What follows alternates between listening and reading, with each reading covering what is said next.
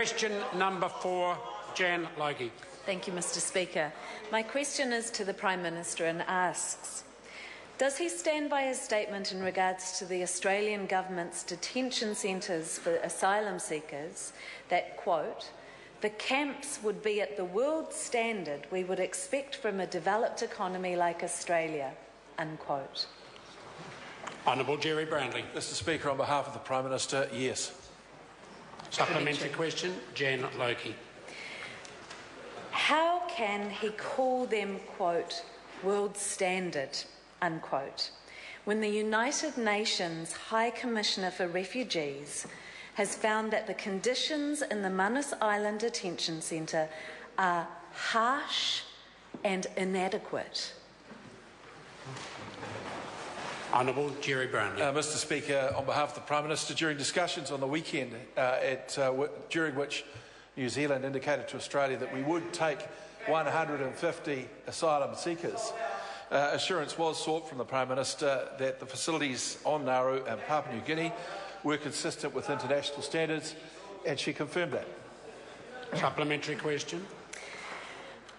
Why is he simply accepting Julia Gillard's word that the camps are, quote, world standard, unquote, when politically neutral organisations like Amnesty International has described the conditions in the Nauru Detention Centre as cruel, inhumane and degrading?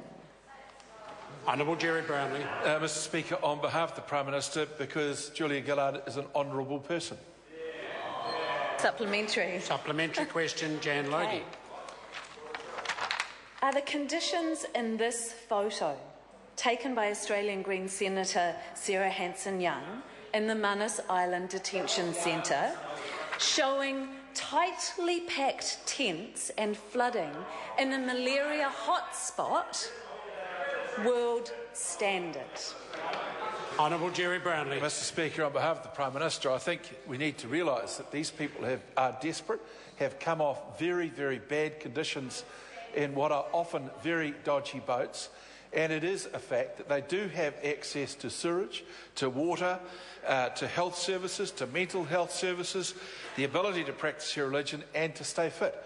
Mr. Speaker, that is the assurance we've received from the Australian Government. Point of order. Point of order, Gareth Hughes. Mr. Speaker, it was a very simple question. Were the conditions in that photograph world standard? The Minister didn't even attempt to address the photograph or the conditions therein. I don't accept that point from you, Mr. Gareth Morgan. I thought the Minister gave a very satisfactory answer to that question. Are there any further supplementaries? Supplementary. Supplementary question, Jan Logie. To the Prime Minister. How can he simply accept Julia Gillard's politically motivated advice when respected independent organisations like the United Nations, Amnesty International and numerous other observers have repeatedly criticised the centres as substandard?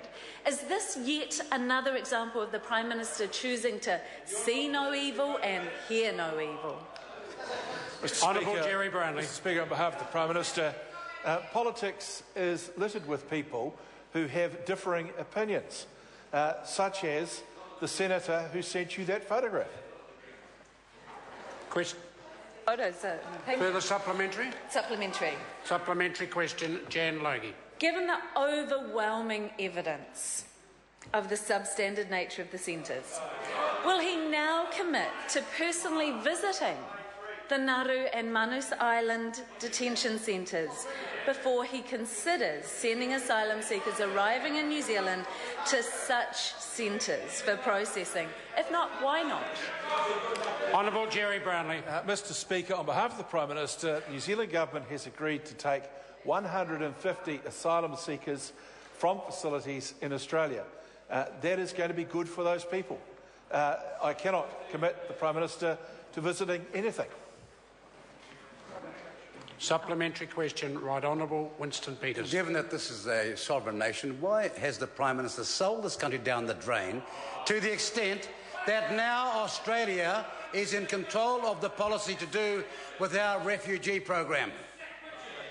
Honourable Gerry Brownlee. Mr. Speaker, on behalf of the Prime Minister, That statement is just as outrageous as some others that have come out of his caucus in recent days. Further supplementary question? Point of... Is it a point of order? Yeah, very obvious point of order. It would have occurred to you that he was required to tell us why they typically have sold the country down the drain, where the Australians now control our refugee program. I think... Diversion's done work here. Order. If the member likes to reflect on his own question and the tone in suggesting to the Prime Minister that our policy or our sovereignty have been sold down the drain, he should expect the sort of answer he got back from Mr Brownlee on behalf of the Prime Minister. Point of order. Right on. Speaker, your job is to find a question acceptable or not acceptable. It's not for the Minister to determine the question's quality, it's yours. That's what you're there for. So if you found it insubstantial or wrong, you should have said so. You didn't, and therefore it requires a proper answer. And I think it got an answer commensurate with the quality of the question. It was a very marginal question, to be honest. But I call a further supplementary from... Point of order, Mr Speaker. Point of order. Jan Logie. I seek leave of the House to table this photo from Sarah Hanson-Young, Green Party MP. Leave is sought to table the photograph by Jan Logie. Any objection? There is objection. Point of order, Mr Speaker. Point of order. Jan Logie. I seek leave of the House to table the Nauru camp, a human rights catastrophe with no end in sight, report from Amnesty International.